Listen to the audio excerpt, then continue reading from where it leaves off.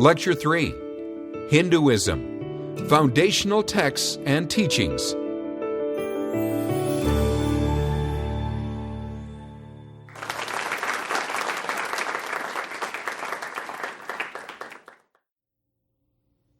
When I was in New Delhi recently, I spent time in areas that shared many features with any bustling metropolitan area in the United States. Traffic jams, bustling shopping areas, internet cafes. Many journalists have written about India as the next great economic superpower, a high-tech nation filled with engineers, call centers, and the largest movie industry on earth. Where does Hinduism fit into all this? Well, even in the most modern districts of New Delhi, the answer is, it's everywhere.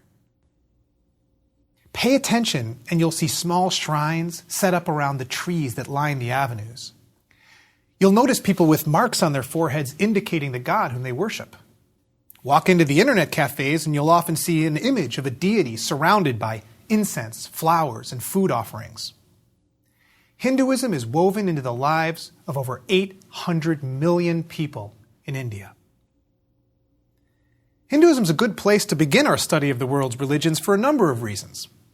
It's considered by some scholars to be the oldest living major religion in the world. By some estimates, there are nearly 1 billion Hindus, making it the world's third largest religion after Christianity and Islam. While most Hindus are found in South Asia, primarily in India and Nepal, where Hindus make up at least 80% of the population, as well as Bangladesh and Sri Lanka, Hindus can also be found in many other parts of the world, such as Bali, Guyana, England, Canada, and the United States. Hinduism's a wonderfully rich, diverse religious tradition. And if you look at its texts, you'll find speculative philosophy, passionate devotional poetry, epic tales, meditation texts, and accounts of both severe asceticism and explicit eroticism.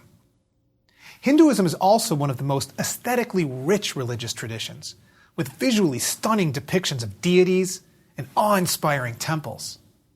An experience of Hindu ritual in a temple engages all the senses. The sight of the deity representations, the smell of the incense, the sound of music and chanting, the taste of the sweets that have been blessed. If we want to use a metaphor to understand what a religious tradition is, we might be tempted to use a tree. Well, there's a point where it emerges from the ground. It's the beginning of the tradition, which corresponds to the life of the founder. Then there's the very early history of the tradition, a shared trunk from which all else grows. And over time, there are divisions as the branches split off and then split again. This image would work quite well for Christianity and Buddhism. But the metaphor simply does not work for Hinduism. There's no founder, no historical origin point. To understand Hinduism, we need a different metaphor. One that works better than the tree is a mighty river into which many tributaries flow. In a country as vast as India, there's a tremendous amount of regional diversity. The practices and languages of one area will differ dramatically from another. Over time, the deities and rituals of different regions and villages often become absorbed into the vast Hindu tradition. The flow is actually two-way.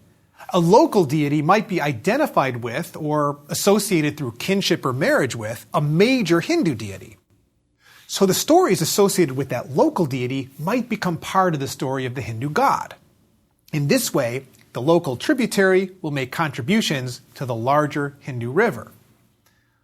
At the same time, the great Hindu river will extend its influence through the tributaries to most parts of India, which means that over time, certain deities and practices will gain widespread acceptance, and certain features of Hinduism will be shared by people from very different parts of the country. While this produces many common themes in Hinduism, there's still great diversity.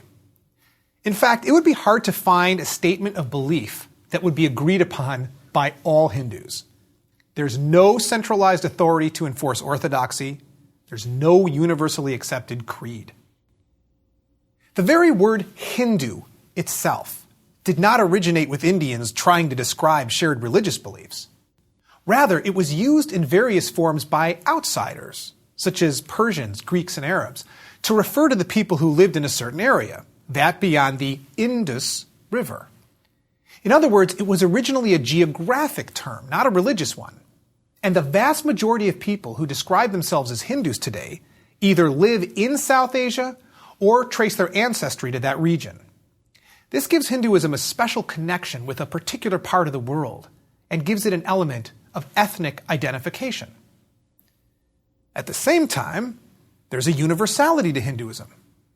Anybody who finds Hindu teachings compelling, engages in the study of the Hindu tradition, practices the rituals, and so forth, can become a Hindu.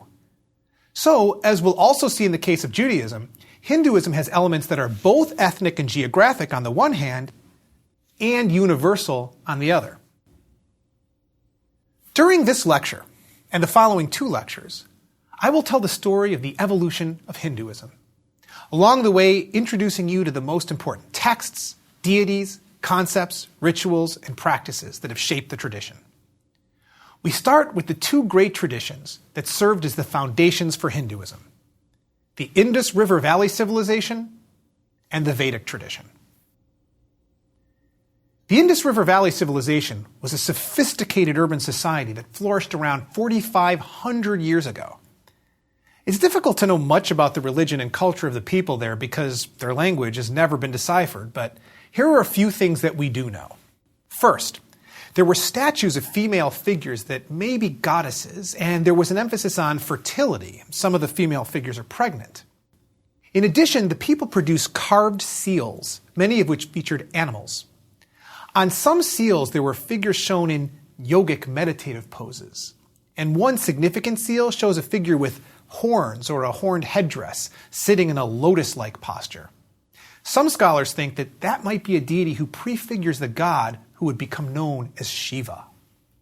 Furthermore, we know that bathing was important to the Indus people, as great baths were a central feature in the cities.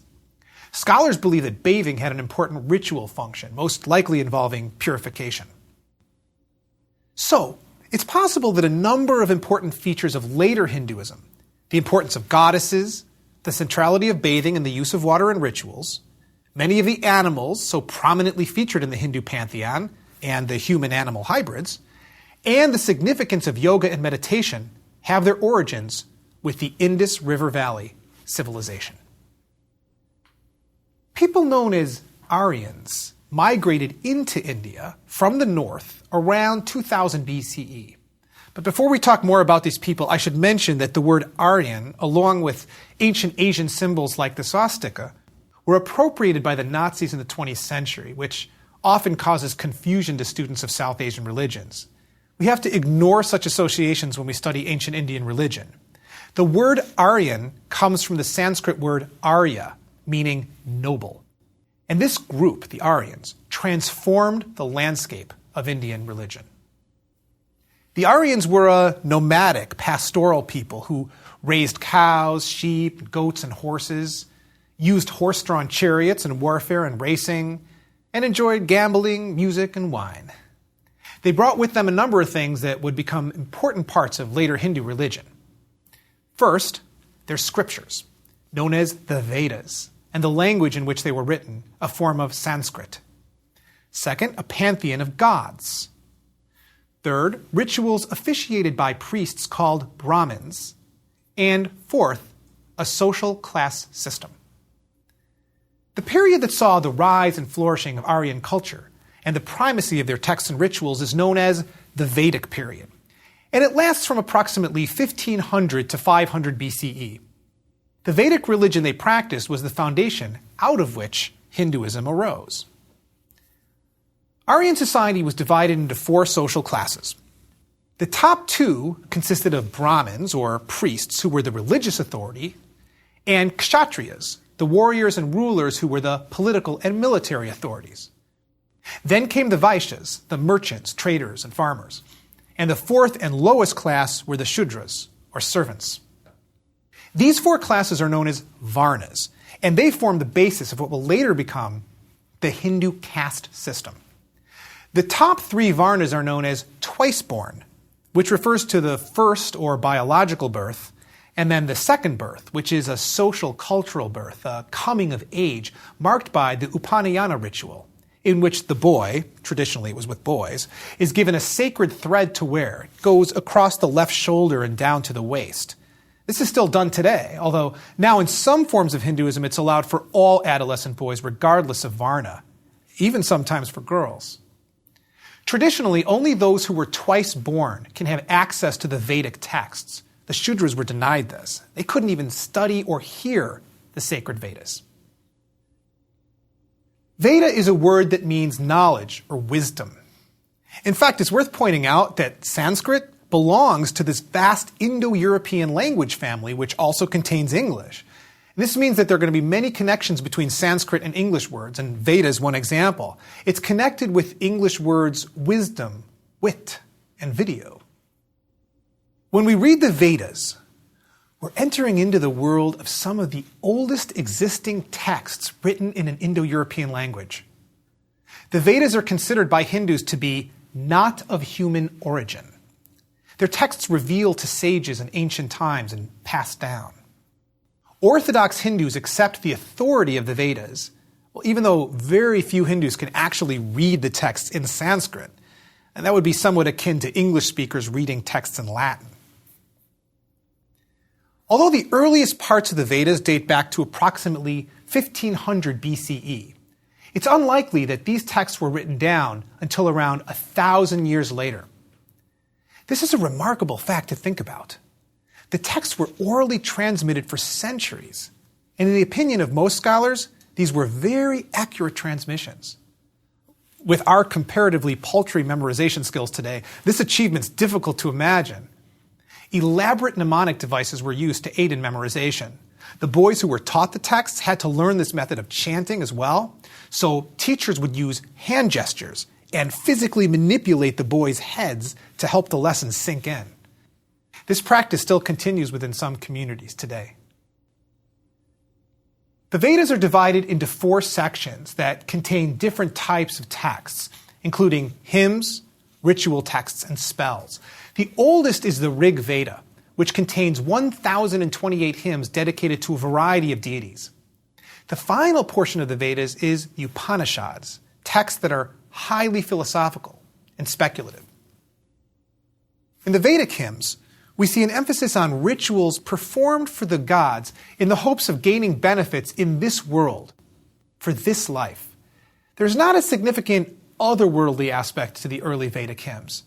The people of the Vedas wanted long life, health, victory in battle, and blessings such as sons, cattle, and wealth. Many of the deities in the Vedas are nature deities, such as heaven and earth, the wind, the waters, and Surya, the sun, which is still worshipped by many Hindus today, such as those who gather on the banks of the Ganges River at sunrise to greet the sun. Many yoga practitioners know the set of poses known as the sun salutation. It's interesting to note that when nature deities are portrayed in the Vedas, they're not usually treated as human-like gods. Rather than think of a god of the sun, a human-like being with control over the sun, the Vedic hymns speak of worship of the sun directly. In other words, nature itself is seen as divine. Of the many gods in the Vedas, there are 3 that are most important: Agni, Soma, and Indra. Agni is fire. Fire is a central component of Vedic ritual, and the rituals are characterized by offerings placed in sacred fires. Householders from the Vedic period up through the modern times have been expected to keep sacred fires going in their homes, and the offering of fire and light to deities is still an important part of Hindu rituals today. In addition, fire is seen as a messenger that brings our offerings to the gods. After all, when we put something in the fire carries it up to the heavens. The second of the 3 main gods is Soma. Soma is a consciousness-expanding beverage made from a plant or mushroom that was consumed during rituals. It is, we might say, a psychoactive sacrament that enabled the ones who partakes it to have a powerful experience of the divine, to travel to the realm of the gods, to experience what the text calls supreme ecstasy. An offering of Soma was a central feature of some Vedic rituals, and the preparation of Soma is itself celebrated in the Vedas. The final Vedic deity we'll discuss is Indra, who's a human-like god. Indra's a warrior god and a king, a deity who battled and defeated the serpent demon and released the waters, making the land fertile. He's considered the god of thunder and rain and a courageous fighter. Two final Vedic themes are worth mentioning. The first is that there is a cosmic order that must be upheld. Each thing finds its place within that order. Ritual sustains that order, and threats to that order must be addressed. The idea of doing one's duty, finding one's place within the cosmic and social order, is a fundamental idea in Hinduism. The second theme involves Vedic accounts of the creation of the world. According to the Rig Veda, the world began with the sacrifice of a cosmic primordial being named Purusha. The hymn says that the moon was born from the mind, from the eye the sun was born, from the breath the wind was born, from the head the heavens issued forth. This image implies a cosmos in which everything's really part of one body. All parts are interconnected. The entire universe is seen as a single, vast organism. Within this vision is an account of the origins of the social hierarchy, the class system. It said, Purusha's mouth became the Brahmin. His two arms were made into the rulers, the Kshatriya. His two thighs, the farmers and merchants, the Vaishyas. And from his 2 feet, the servants, or Shudras, were born. Thus, the Vedas give a divine origin to the 4 social classes, the Varnas. We can see how this can be used to oppose efforts to change the class structure, as the Vedic account portrays a social order that is built into the very fabric of the cosmos. As I have mentioned, the Vedic texts were used in a ritual context. The Vedic rituals were often spectacles that involved the construction of a great altar. The rituals, which were officiated by Brahmin priests, involved the chanting of Vedic passages and the offering of sacred elements into the fire. These grand rituals were largely replaced over time with the temple and home rituals known as pujas, which we will discuss in the next lecture. This brings us to a moment of great transformation in Indian religion. Around the 6th century before the Common Era, an increasing number of religious seekers were leaving the Vedic fold and striking out on new paths. There were wandering renunciates, forest ascetics, and founders of new religious movements. Vedic texts were still being written, but they departed in many ways from the early hymns. The part of the Vedas that had the greatest impact on Indian philosophy, and in fact were to influence later philosophical movements in the West, are the Upanishads.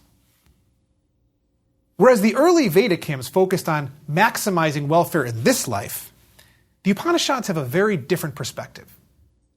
Attachment to the things of this world produces suffering. Along with this attitude was a particular belief about life and death. As long as people are bound by attachment to this world, they will continue to be reborn indefinitely. The cycle of birth, death, and rebirth is known as samsara. A belief in rebirth would be widespread in India from this period onward.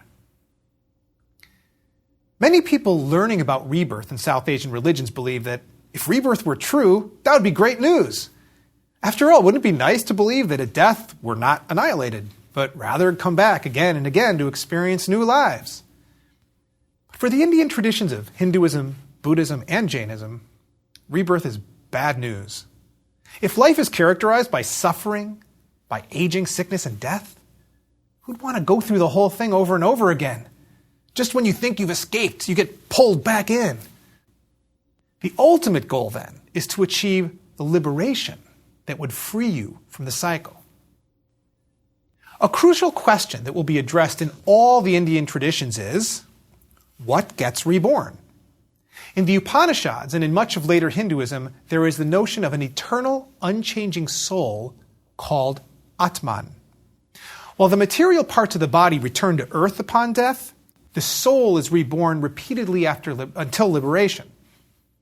The Bhagavad Gita, an important Hindu text, states, just as man discards worn-out clothes and puts on new clothes, the soul discards worn-out bodies and wears new ones. For Hinduism, the concept that explains the mechanics of the rebirth process is karma. The word karma itself means action, and it refers to the inexorable law of cause and effect that explains how every action, in a sense, plants a seed that will come to fruition in some way later in this life or in a future life. Who we are today is the product of our previous actions, and our current actions will shape who we are in the future. So the soul is reborn in accordance with its karma. I want to emphasize, karma is not a fatalistic concept. Your karma may have shaped who you are today, but you have freedom to choose what to do with these circumstances and thus shape your future karma. So what is the Atman?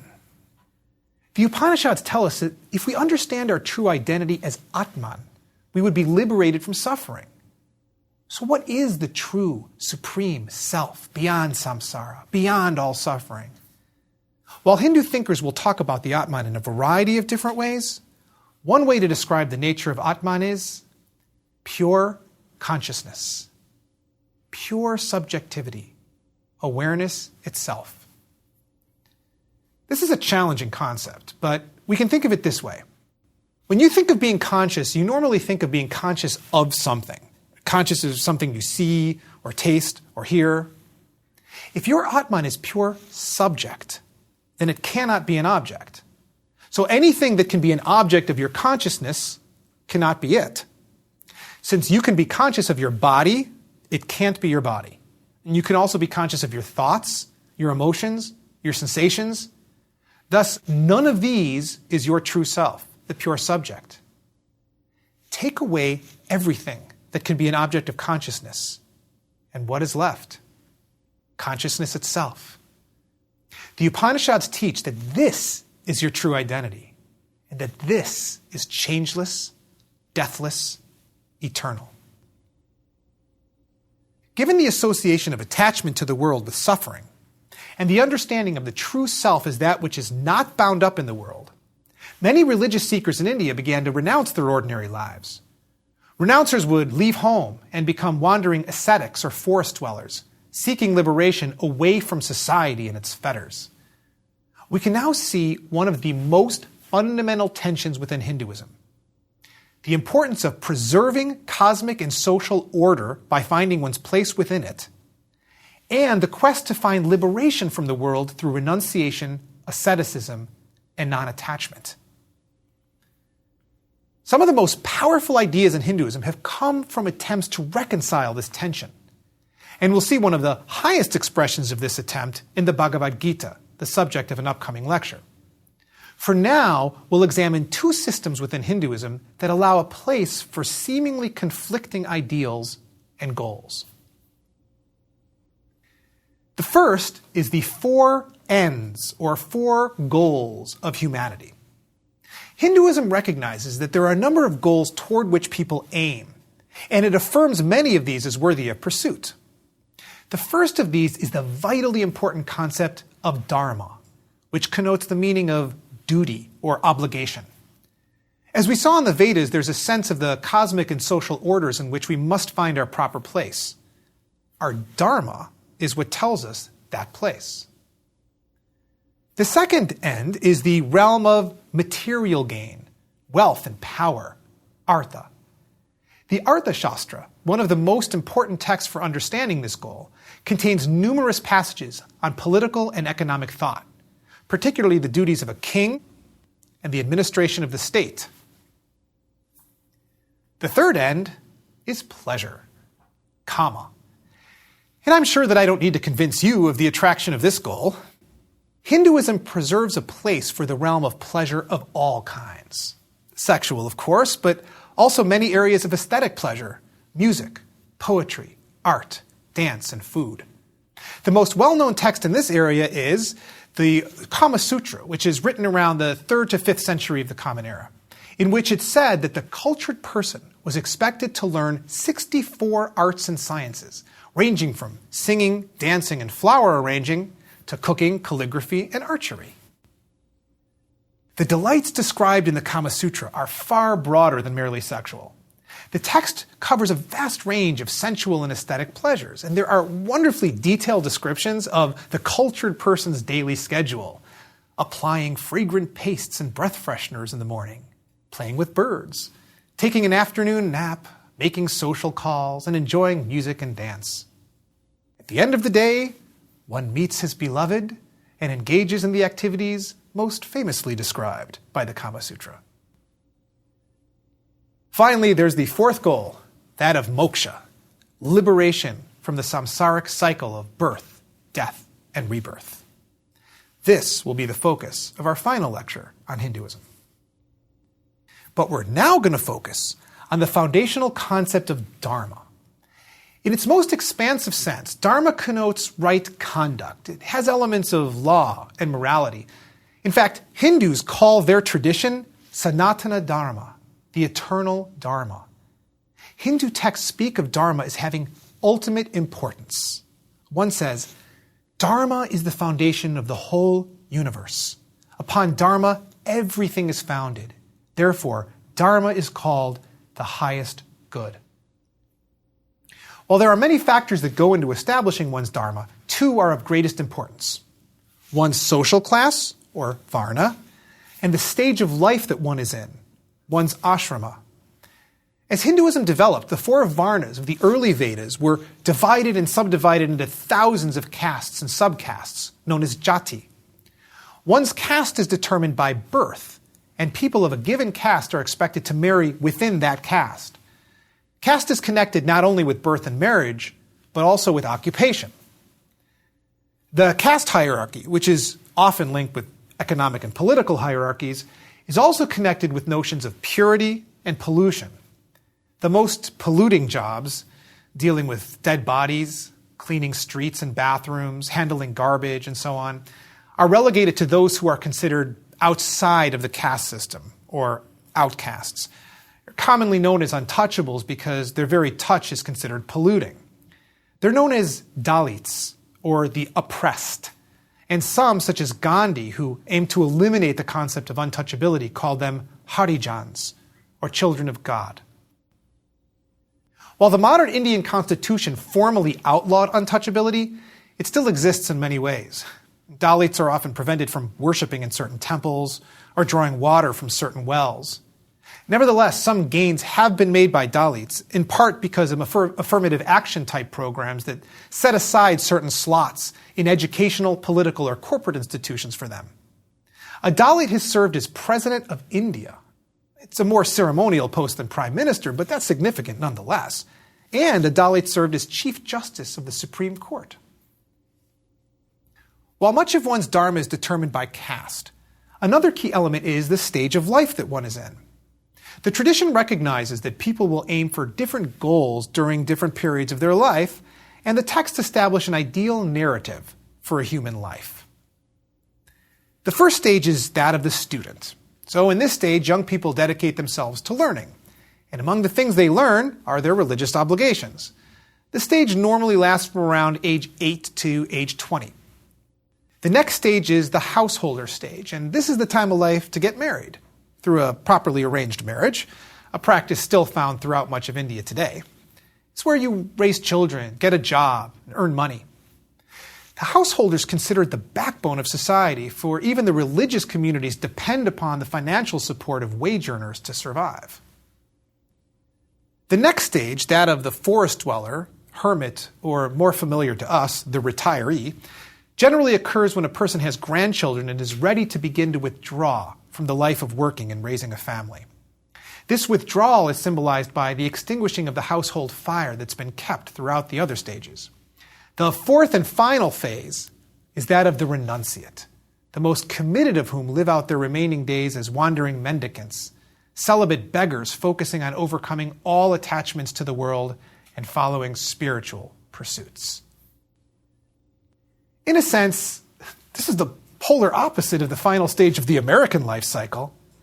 In America, the latter part of life is supposed to be a time to enjoy the wealth one's accumulated, to live a comfortable life, and focus on one's children and grandchildren. In the traditional Hindu system, the emphasis is on withdrawal, giving up possessions and ties to the world, and ultimately to family. The goal is to live the final stage of one's life not attached to any particular people, objects, or places. It's difficult to attain moksha, liberation, if one remains bound to the things of this world. In addition, we can see the final stage as a preparation for death, which requires a complete letting go. We're beginning to see a common theme in the study of Hinduism.